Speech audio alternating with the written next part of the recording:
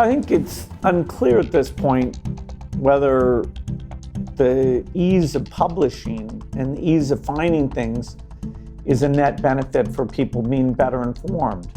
My assumption, going into the digital era was that the more people who could publish and the fact you could have reputation systems about what was reliable would mean that we'd have more voices out there and we would become more knowledgeable and society would benefit from that depth of understanding. What we're seeing now, which is an offset to that benefit, of people clustering in communities where they're listening to things that are attacks on the people they don't like, even if they're true or not.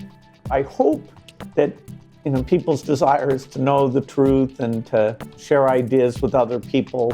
But it certainly is being questioned whether it's working that way or not. And a lot of debate about, well, then what's the responsibility of the network to expose people to different points of view or filter out things that are wrong? And it's a tough thing to be put in that position.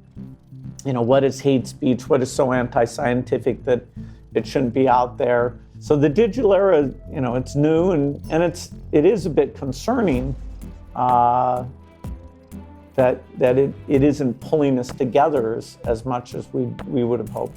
And do you see a path forward? Or, is there a role for Facebook to play? Is there a role for government to play? Yeah, I think we all have to look at, why is this happening and how do you avoid this kind of clustering? I mean, it started happening with the cable news channels. Yes. And then it's more pronounced in the digital channels. Our foundation's involved in crop work around GMOs. And if you look up, there's way more stuff that's against them, honestly, non-scientifically, than there is for them. And that imbalance that the antis, are responding not to the science, but something about the world changing or not, some lack of trust.